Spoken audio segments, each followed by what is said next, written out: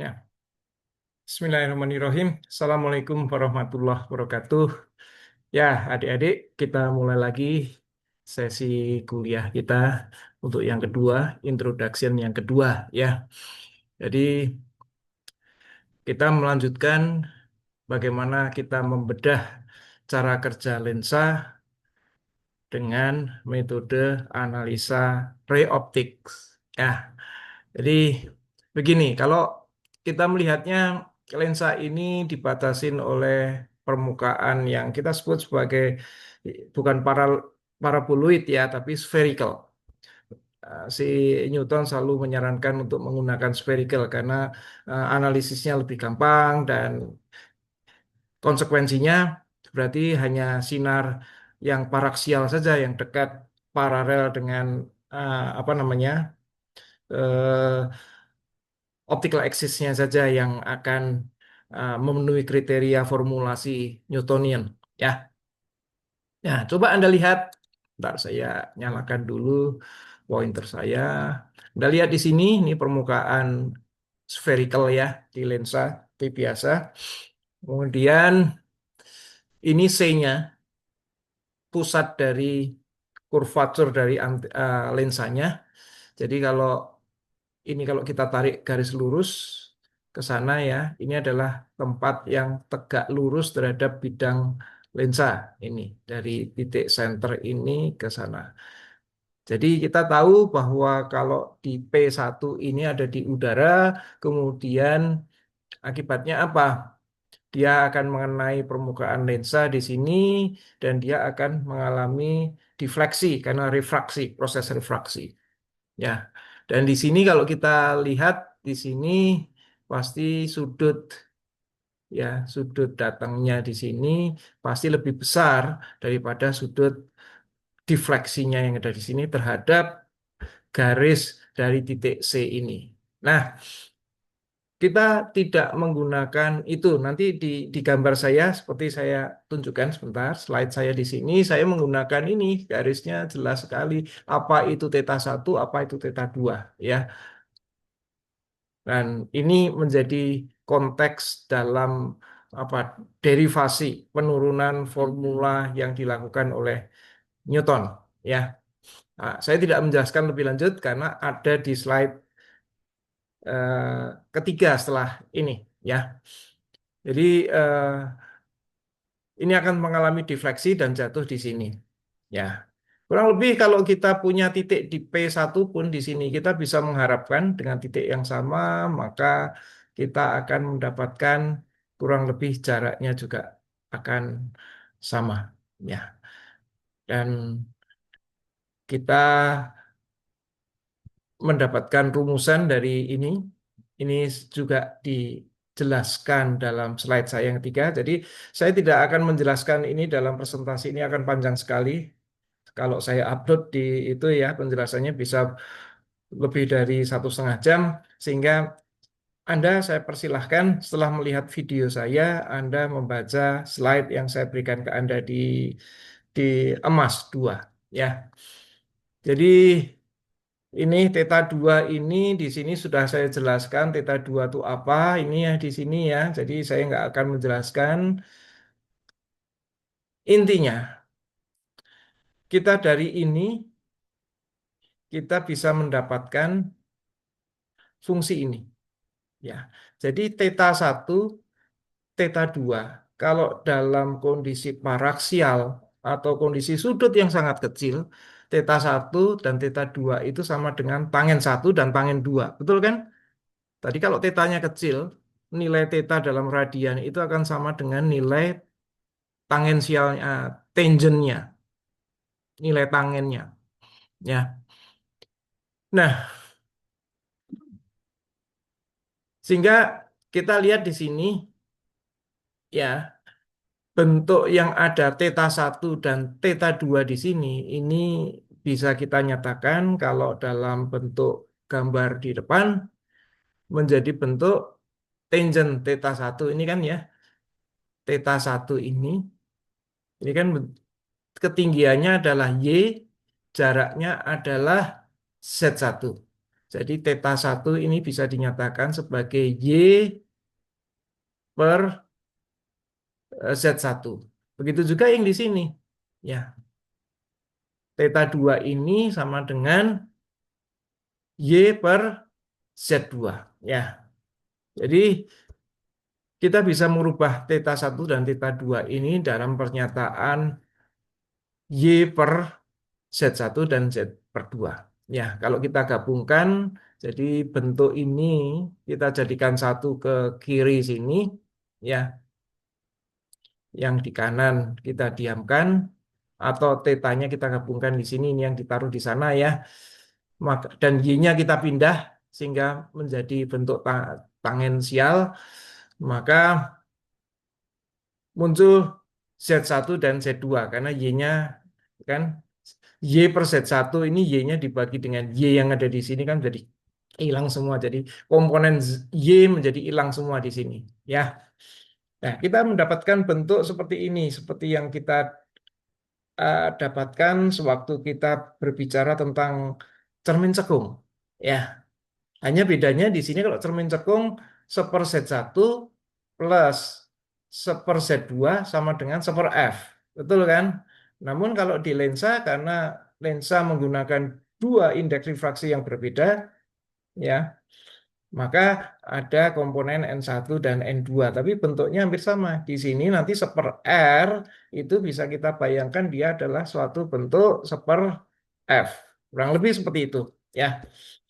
Nah, kita juga memahami bahwa Y2, Y1 kalau yang bentuk yang gambar yang di sini ya bisa dinyatakan dalam bentuk ini. Ya, anyway, silakan Anda baca uraian saya dalam ini ya. Saya tidak ada di dalam kelas sehingga ini apa kalau dalam Zoom ini kan kita dibatasi dengan waktu sehingga kita tidak akan menjelaskan secara detail dalam narasi ya, tapi semua uraiannya ada di dalam sini ya. Saya lanjutkan sehingga kalau di sini kita memulainya lensa itu adalah dari N1 ke N2 ya. Jadi kita menganalisa dalam satu apa namanya? Satu permukaan saja. Sedangkan lensa kan sebenarnya punya dua permukaan ya. Ya, permukaan di sini kemudian dari N2 ke N1 lagi. Seperti yang Anda lihat di seberang sini.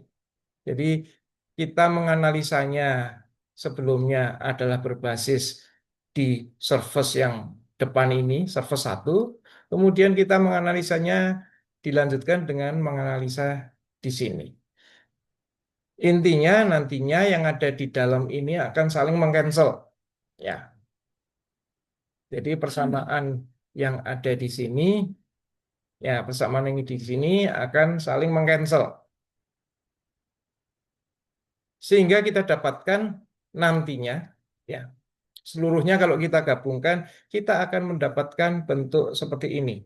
Jadi N lens itu kita nyatakan sebagai N2 kalau dalam apa namanya dalam rumusan ini ya. Dalam rumusan ini material yang ada di sini kan N2 ya, di sini N1. Surroundingnya tuh N1. Sehingga nantinya kita akan mendapatkan persamaan seperti ini. N2 per N1 minus 1 per, sorry, dikalikan seper R1 minus seper R2. Ya, ini adalah bentuk dari penggabungan antara dua permukaan. Kita menganalisa berdasarkan di sini. Jadi kalau ada masukan dari sini, ada objek di sini, maka akan membangkitkan image. Ini kalau ini diteruskan kan di sini N lensa ya semuanya di sini. Tetapi kemudian dibatasi di sini ini seolah-olah kalau dilipat ya dilipat ke kiri kemudian dikembalikan lagi untuk keluar ke sini dari N2 ke N1. Jadi image-nya itu munculnya di N1. Nah, frankly speaking, ya secara singkat saya bisa menjelaskan ya nantinya bahwa persamaan persamaan ini kan persamaan hanya untuk satu sisi saja, sisi depan lensa, sedangkan sisi belakang lensa sama, hanya ininya dibalik N1 minus N2. Di sininya Z ininya bukan Z1 lagi tapi Z3 ya. Kurang lebih seperti itu. Jadi kalau kita gabungkan maka Z2-nya akan hilang dan kita hanya mendapatkan Z1 dan Z3. Jadi Z1 itu ada di N1 di depan, Z3 ada di N1 yang di belakang. Ya, di belakang lensa. Jadi kita akan mendapatkan persamaan seperti ini. Namun kalau kita menganalisa lensa di udara bebas di mana N surroundingnya, ya saya sebut suro di sini adalah surrounding, ya surrounding medianya indeks refraksinya adalah satu, sehingga terms yang ada di sini N lens per N surrounding ini menjadi N lens saja kan, jadi N ini aja. Jadi ini adalah bentuk singkat kalau lensa ada di udara atau ruang vakum. Tapi kalau dia ada di air dan lain sebagainya, maka Anda harus menggunakan ini N lens per N surrounding. Masukin di air, masukin di cairan dan lain sebagainya. Dia akan memiliki nilai yang seper F-nya. Seper F itu adalah nilai dioptri atau kekuatan lensa. Dia tentunya akan berkurang. Kalau berkurang berarti lensanya akan nilainya akan berkurang ya. Ya, seperti ini. Jadi kita lanjut ya. Ini saya mencoba untuk menjelaskan bagaimana kita mendapatkan rumusan ini. Ya, ada di slide selanjutnya. Jadi silahkan dibaca. Saya nggak akan menguraikan detail. Saya menghindari diskusi yang terlalu panjang. Oke, jadi secara ini, jadi lensa itu seper F-nya ditentukan oleh nilai dari struktur lensanya sendiri. Jadi seper F ini ditentukan oleh rumusan ini. Ya, ini kalau di udara ini seper F-nya. Jadi sifat dari udaranya sendiri. Nah, kalau Anda, tapi nilai seper F atau dioptri itu juga diikat oleh suatu rumusan seperti ini. Ini rumusan eh, spherical device biasa ya. Di cermin, cermin cekung, cembung juga memiliki hubungan seperti ini. Jadi seper distant object plus seper distant image itu sama dengan nilai seper F-nya. Ya. Nah, magnification-nya tentunya adalah perbandingannya kalau absolute value-nya adalah Z2 per Z1 ya. Ini magnifying-nya di sini. Kalau Y1 adalah ketinggian objek di bidang satu, sedangkan Y2 adalah magnitude objek image-nya di proyeksinya di bidang yang di sebelah kanannya. Ya, semoga jelas ya. Jadi jadi kalau digambarkan di sini ada gambar Y1, di sini adalah Y2. Perbandingan adalah Y1 dan Y2 ini adalah merupakan magnifikasi dari lensa tersebut. Ya, yang nilainya adalah ya ini Z2 per Z1. Oke. Nah, lensa kalau lensa positif tentunya dia akan dibalik ya. Ya, sudah umum seperti ini. Kalau dia minus ya berarti dia terbalik ya.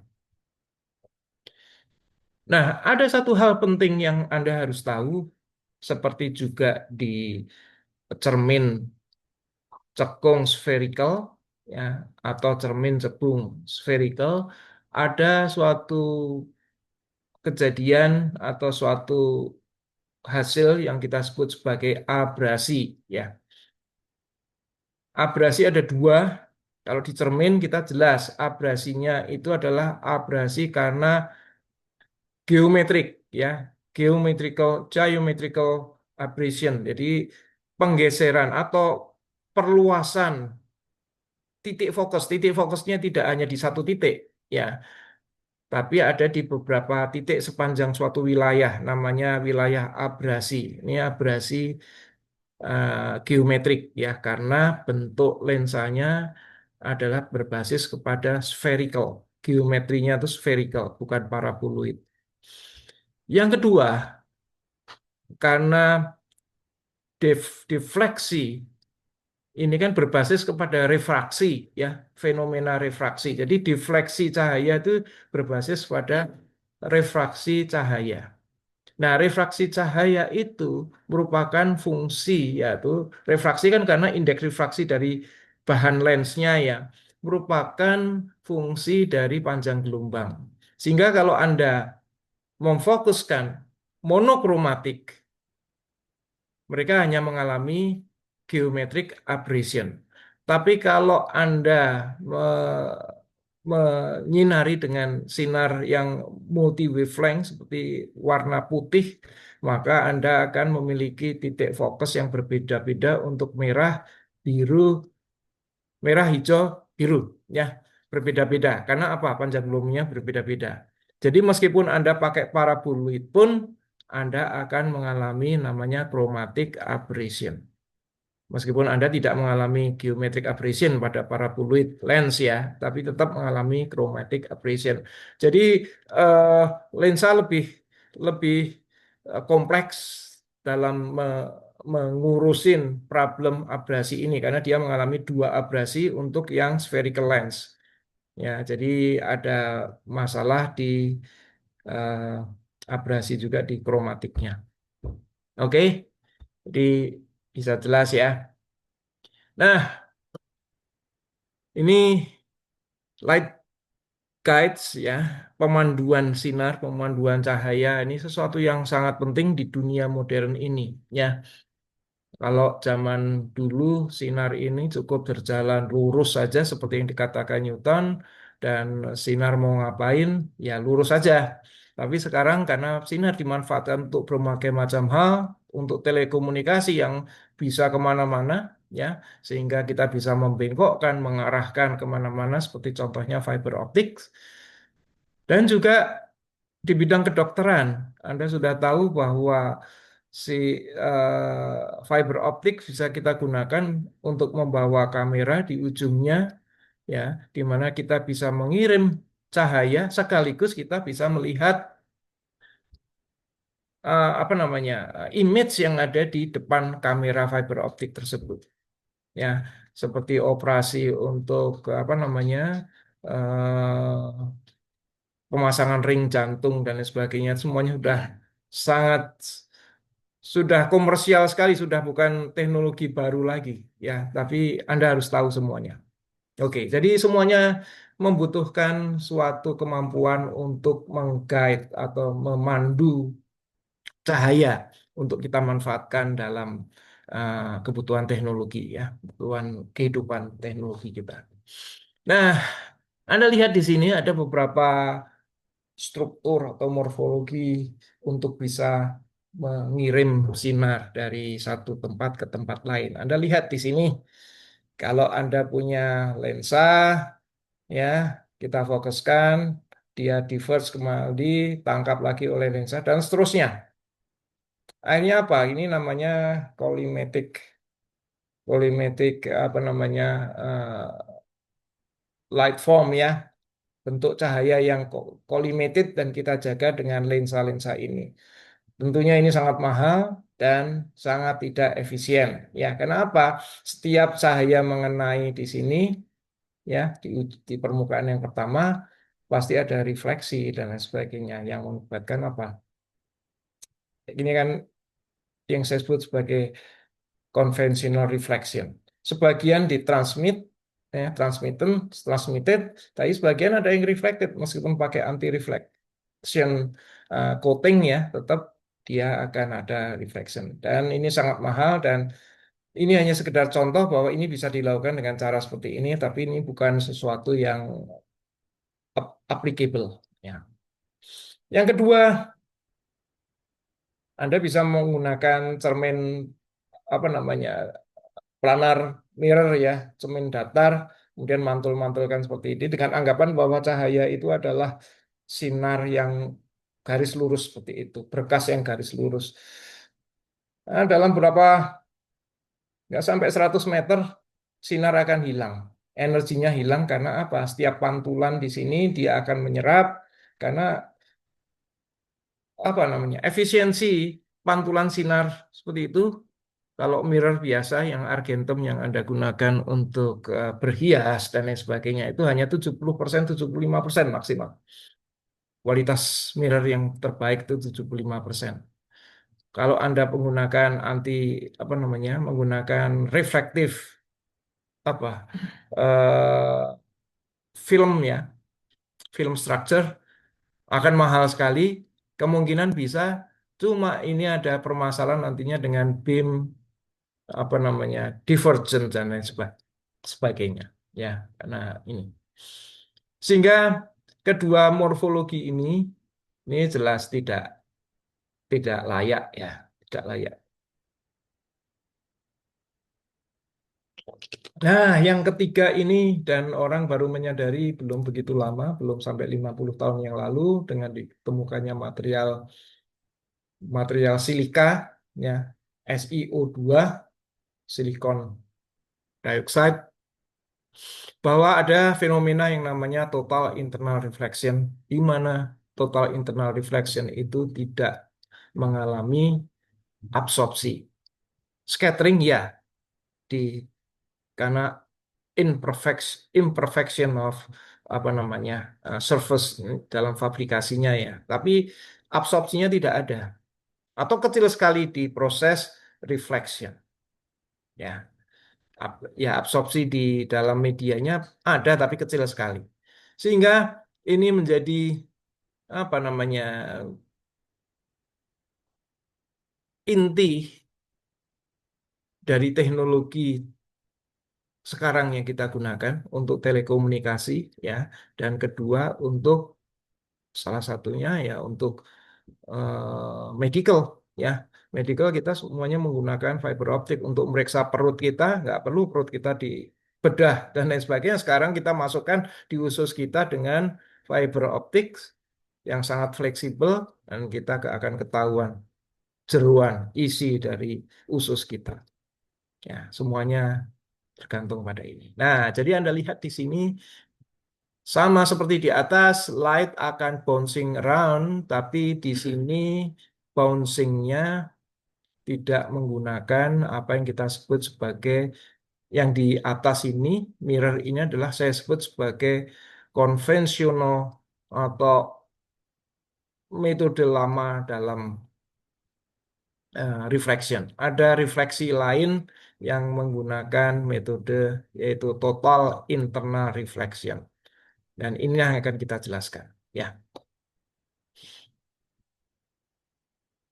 jadi untuk bisa mendapatkan kalau dalam fiber optik ya kita masuk ke dalam fiber optics untuk bisa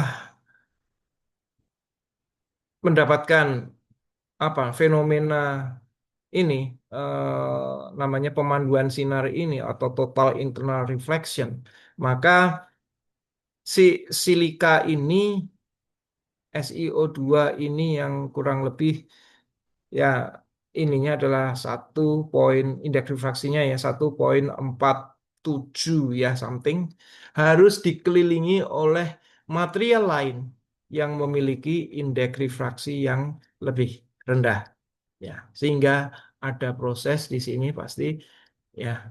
Nah, sudut critical angle-nya tentunya tergantung pada perbedaan dope, perbedaan indeks refraksi di antara material ini. Umumnya silikon apa namanya fiber optik ini bahannya sama ini, bahan dasarnya sama semuanya. Dari ini yang di tengah namanya core, ya indeks refraksinya lebih tinggi daripada cladding. Jadi core dan cladding ini bahan dasarnya sama persis, ya, yaitu silika namanya silika ya, silikon dioxide. Silikon dioxide itu disebut silika, ya, yang murni. Nah, agar menaikkan si si core ini bisa lebih tinggi daripada si cladding, maka kita perlu melakukan dope sewaktu proses pembuatan serabutnya itu, fibernya itu kita sudah menaburkan ya dengan konsentrasi yang memang benar-benar di adjust ya dalam proses kimianya. Ya. Nah, bentuknya memang silinder ya, karena kalau kita mengharapkan serabut panjang, pasti bentuknya adalah silinder. Kenapa tidak kotak? Kita bisa membayangkan rambut kita bentuknya tidak ada yang kotak kan. Pasti bentuknya kalau yang ini adalah silinder. Ya, karena apa? Silinder lebih fleksibel. Ada rambut kotak ya. Ada mendekati bukan kotak, tapi agak lonjong sedikit. Nah, itu yang kadang-kadang bisa memudahkan rambut retak. Seperti itu juga. Jadi yang paling bagus adalah strukturnya adalah dalam bentuk silinder. Jadi paling efektif adalah silinder. Memang secara matematik, matematik development-nya untuk memodelkan ini kan cylindrical koordinat ya, akan lebih susah dibandingkan yang kotak. Kalau kotak biasanya kita menggunakan analyticalnya menggunakan Cartesian. Sangat mudah. Namun ya, tujuan kita adalah improvement dalam performance fisiknya, bukan kesulitan matematiknya. Kesulitan matematik bisa kita temukan, ketemu, setelah itu selesai semua. Nah, kita bisa mendapatkan improvement dalam performance fisiknya, yaitu lebih lebih kuat, lebih ini ya, tahan retak dan lain sebagainya. Oke, selanjutkan. Nah, ada Anda sudah tahu di sini ada cladding, ada core, ya, dan di sini ada sinar masuk. Ya, ibaratnya kalau sinar itu adalah air, maka light waveguide ini, pemandu sinar ini, itu kita sebut sebagai pipa air, ya. Sehingga untuk memasukkan sinar ke dalam pipa air ini, masukkan air dalam pipa air itu atau sinar ke dalam waveguide ini, light waveguide ini, itu perlu suatu metode ya seperti kita menggunakan apa funnel itu apa torong ya torong air untuk memasukkan air dalam pipa ya torongnya sudutnya kecil ya maka air yang kita masukkan ya kita akan agak kesulitan untuk memasukkan air di situ. Nah, semakin lebar torongnya maka akan semakin mudah memasukkan air ke situ. Begitu juga ini. Perbedaan antara indeks refraksi antara core dan cladding ini akan menyebabkan besaran sudut yang memungkinkan untuk memasukkan sinar ke dalam waveguide ini. Ya, ini yang kita sebut sebagai numerical aperture. Ya, nah di sini sudah ada slide untuk menjelaskannya ya. Saya nggak perlu menjelaskan. Jadi saya hanya menjelaskan setelah ini penjelasan mengenai numerical aperture sendiri baca di slide saya selanjutnya ini. Ya. Nah, artinya apa? Semakin besar perbedaan antara N2 N1, maka sudut ininya akan semakin besar. Akan mempermudah masuk. Ya. Lasersnya juga semakin efisien.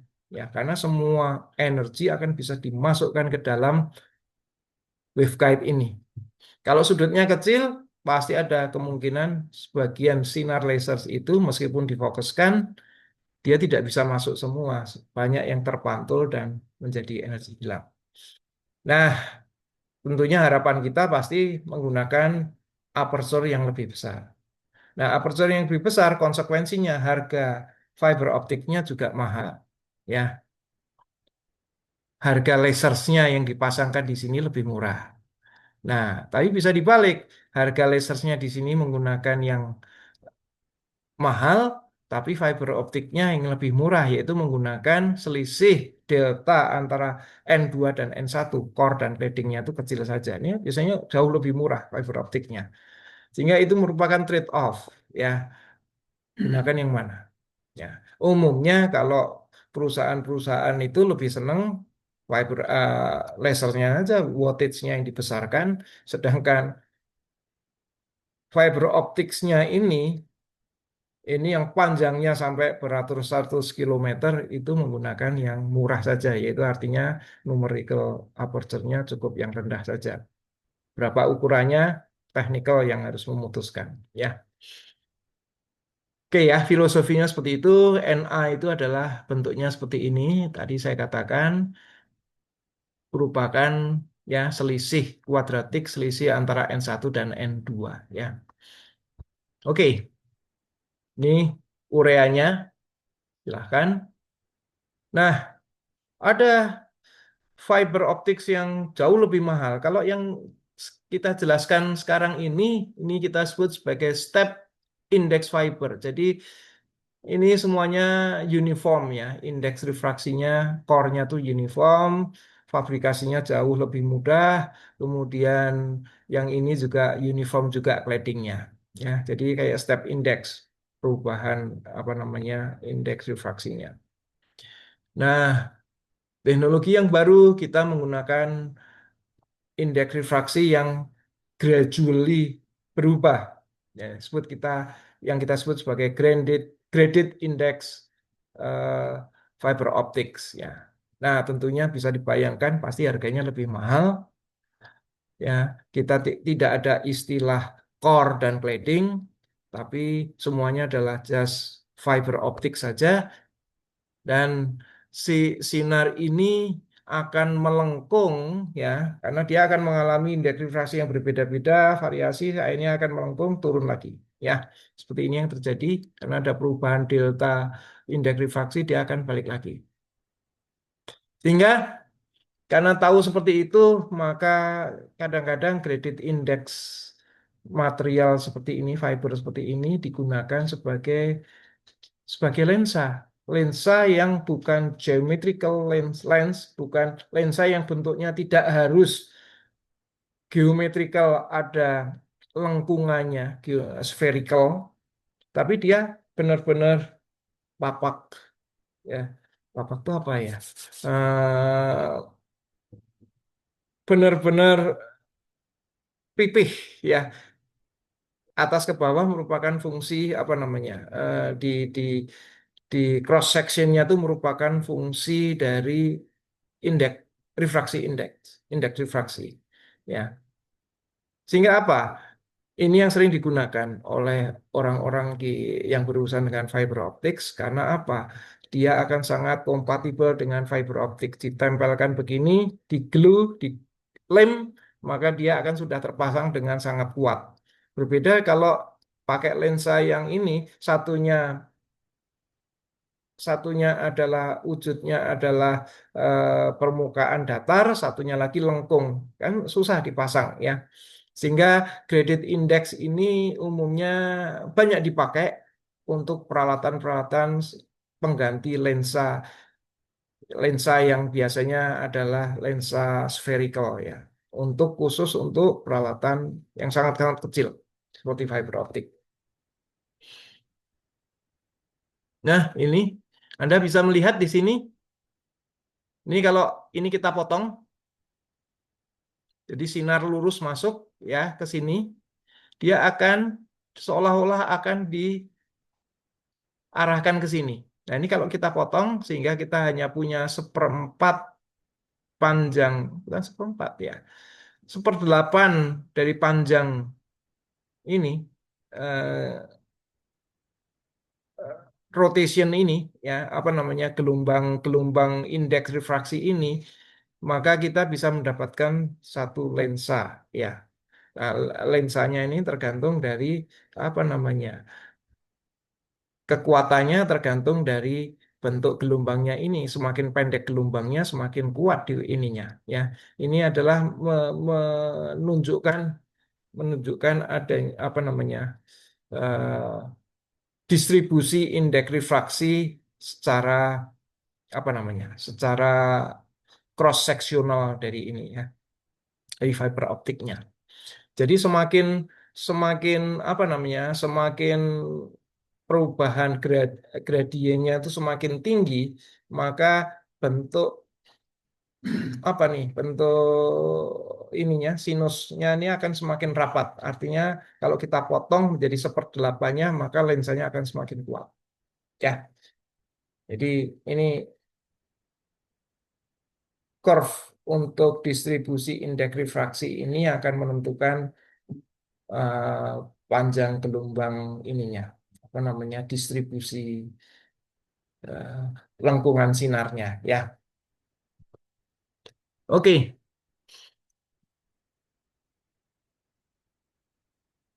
jadi sering ya digunakan untuk perangkat khususnya lensa, ya, lensa flat lens namanya.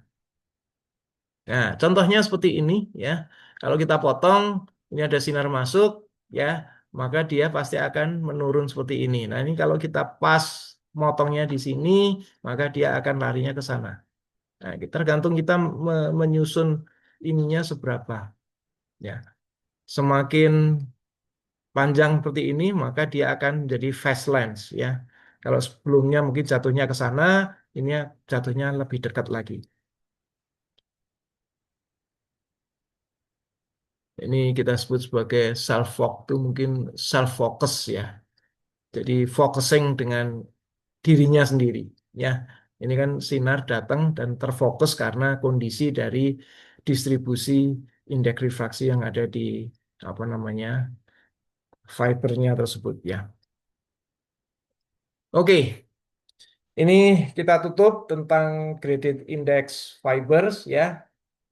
Dan itu ukurannya bisa besar, bisa juga kecil seukuran dengan single mode fiber optics. Nah, kita lanjut dengan bab terakhir untuk introduction ini, ya, yaitu kita mencoba menjelaskan ray optics secara eh, aljabar matrix, ya. Jadi kita akan menggunakan dua parameter dalam menganalisa ray optics ini, yaitu berbasis kepada. Jadi pertama kita harus menentukan optical axis-nya dulu karena dia akan melewati banyak banyak optical devices, ya. Nah, ketinggian sinar datang itu salah satu parameter. Kemudian sudut terhadap optical axis adalah parameter yang lain. Jadi dua parameter itu yang akan kita mainkan dalam matriks optics ini, ya, dalam matriks optics ini. Jadi kita lihat di sini. Jadi kalau kita punya optical system di sini, baratnya optical system apapun, ya, yang pasif, ya. Kemudian kita punya suatu optical axis, ya, dan ini kita sebut sebagai sumbu Cartesian, ya. Nah, ada cahaya yang datang ke sini, pas di input di sini, input itu bisa permukaan lensa terdepan, dan di sini pada saat outputnya adalah permukaan lensa terakhir. Ini juga bisa kita nyatakan sebagai apa? Kalau cermin, bukan cermin ya, kalau di depannya pasti lensa, ya. Oke, dan di sini akan banyak sekali peralatan yang kalau kita nyatakan ini dalam satu satuan, satu unit kita sebut sebagai optical system. Jadi yang akan jadi ini kita, kriteria analisis kita adalah ketinggian titik ini jatuh dan sudut yang dibuat terhadap optical axis. Yaitu di sini theta 1 dan keluarnya adalah ketinggiannya berapa dan theta 2. Dua parameter itu yang akan kita gunakan untuk menganalisa sistem berbasis ray optics, ya. Jadi kita hubungkan sekarang outputnya kita nyatakan sebagai vektor two dimension vektor, ya, vektor dua dimensi karena isinya cuma Y2 dan theta 2 dan inputnya adalah Y1 theta 1. Jadi kurang lebih Y2 ini itu tergantung kepada Y1 dan juga tergantung pada sudut masukannya pada saat masuk. Begitu juga theta 2 ini tergantung kepada Y1 dan juga pada theta 1 yang parameternya adalah C dan D. Ya, yang di atas tadi A dan B. Kurang lebih seperti itu. Nah, sekarang kita mencoba melihat beberapa device yang akan kita apa namanya, kita nilai sebagai suatu matriks. Jadi nanti ada device itu, entah itu cermin, entah itu lensa, kita nyatakan sebagai satu device. Bahkan udara pun dalam jarak tertentu bisa kita nyatakan sebagai suatu device. Ya, kita lihat di sini. Nah, ini yang pertama justru yang saya sebutkan tadi, udara bebas sepanjang D itu bisa kita nyatakan sebagai suatu matriks, ya. Ketinggiannya berapa di sini? Kalau udara bebas, kalau kita punya sinar bergerak di udara bebas, lurus aja kan? Ya. Di sini ketinggiannya Y1, sudutnya θ1, di sini akan jatuhnya Y2, ya, sudutnya θ2. Nah, yang jelas θ2 sama dengan θ1 pasti. Karena ini adalah udara bebas, ya, sudutnya pasti sama. Sehingga kita bisa menyatakan ketinggian, ya. Kalau ini kan Y2 pasti akan tergantung kepada Y1, ya kan? Kalau kita tarik. Namun Y2 itu selain tergantung kepada Y1, Y1-nya sekian kan. Selisihnya ini kan tergantung kepada theta, ya, pada θ1. θ1 kalikan D. Nah, makanya kasih ini. Sehingga kita bisa mendapatkan di sini bahwa suatu space kosong, vakum atau udara itu kalau dalam konteks matriks optik bisa kita nyatakan dalam persamaan ini. Nah, sekarang surface, surface boundary antara material satu ke material yang lain, dari N1 ke N2 akan memiliki suatu yang kita sebut sebagai suatu ini, apa namanya, matriks. Jadi satu permukaan ini aja menjadi suatu matriks. Jadi kita akan mengalami apa yang disebut sebagai apa, Snell's law, ya. Jadi apa? Y1 sama dengan Y2, ya. Dan Y2 tidak terpengaruh sama sekali terhadap θ1. Jadi ini kan di sininya nol pasti. Ya, θ2 tergantung pada θ1 nggak? Iya, tapi tidak tergantung kepada ketinggian dari Y1. Sehingga di sini nol dan di sini adalah N1 per N2. Jadi ini kan seperti θ1, θ2 itu kan seperti sin θ1 itu sama dengan sin θ1 karena kita paraksial, ya. Sudutnya kecil dan dekat dengan apa namanya, optical axis. Jadi ini seperti pembagian dalam, jadi θ1 per θ2 itu sama dengan, atau θ2 per θ1 itu sama dengan eh, sin θ2 per θ1 sama dengan N1 per N2. Ya, namanya Snell's Law. Ini Snell's Law. Nah, sekarang bagaimana kita bisa mendapatkan ini? Sekarang bukan boundary-nya, surface boundary-nya bukan suatu garis vertikal seperti ini, ya, tapi suatu permukaan yang spherical seperti ini. Nah, ketinggiannya apa? Antara ketinggian yang di sini dan di sini kan sama, berarti di sini satu aja, yang ini pasti nol. Ya. Sedangkan ini Anda harus melihat kenapa seperti itu. Anda coba harus coret-coret. Tapi ini sangat tergantung kepada rumus di depan ini yang sudah kita analisa tadi. Ya. Nah, tergantung di sini. Tergantung ini yang satu permukaan aja kan. Ya, satu permukaan. Oke. Jadi kita masuk ke 45. Jadi Anda hubungkan dengan itu, pasti persamanya sama. Nah, atau di sini, sorry, saya ini ya,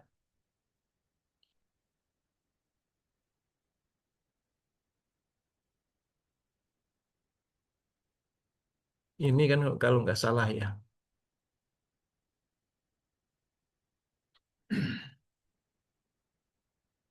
Ya, Anda cari nanti. Ya,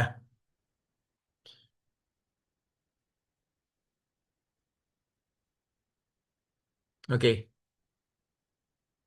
Nah, apa yang terjadi dengan transmission through a thin lens? Jadi kalau tadi hanya permukaan, ini permukaan sekarang lensa.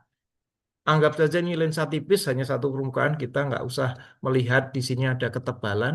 Anda datang dengan sudut theta 1, ini theta 2, dan ini punya dioptrinya atau focal length-nya adalah F. Maka bisa dinyatakan dengan persamaan ini. Jadi eh, silahkan Anda menjabarkannya sendiri, Anda latihan sehingga Anda bisa mendapatkan ini. Cermin, cermin planar, mirror. Maka apa? Ketinggiannya sama pasti ini ya. Tetanya pasti sama. Nah, ini satu di sini, satu di sini.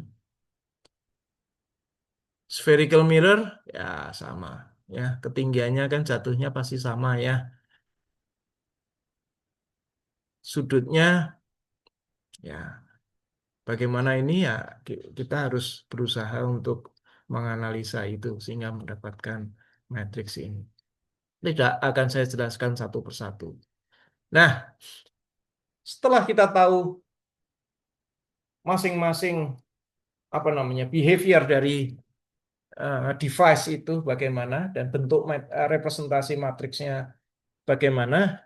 Nah, sekarang kalau mereka kita kasketkan dalam optical system, ya kita punya beberapa optical devices dan kemudian secara cascade ya berurutan berderet mereka mengalami suatu proses. Nah, proses itu kita sebut sebagai proses perkalian matriks.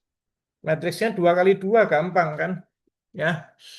Hingga jika Anda punya input di sini masuk ke M1, M2 dan Mn. Jadi di sini input dikalikan M1, hasil dari M1 dikalikan M2 dan seterusnya sehingga di sini menjadi output. Sehingga kalau Anda punya deretan matriks seperti ini, maka perkaliannya harusnya matriksnya dibalik kan? Keseluruhan matriks ini adalah dari yang belakang dulu dikalikan depannya, kalikan depannya paling depan. Ya, seperti ini. Jadi Mn kali Mn minus 1 sampai M1. Ya, clear ya. Jadi pengaliannya tentunya dibalik ya. Karena inputnya di sini. Ya, inputnya di paling belakang sini. Matriks, bukan matriks. Vektor inputnya. Ini ada beberapa contoh soal ya yang bisa Anda coba ya. Jadi kalau ada seperti ini adalah susunan berderet ya, F1, F2. Ini sebagai satu device. Kalau ada satu device seperti ini, kemudian diurutkan oleh device selanjutnya yang sama persis, maka Anda cukup ini saja dikalikan berapa kali ini. Ya, tidak usah harus semuanya Anda analisa lagi, enggak. Ini kali, ini misalnya ini dua lensa menjadi M1. Ini M2, M2 sama dengan M1. Jadi ada 3, berarti M1, M1, M1. Kita bisa menganalisa suatu fiber optik. Fiber optics itu bisa kita nyatakan sebagai suatu, apa namanya, sebagai device. Potongan kecil fiber optik itu sebagai suatu device.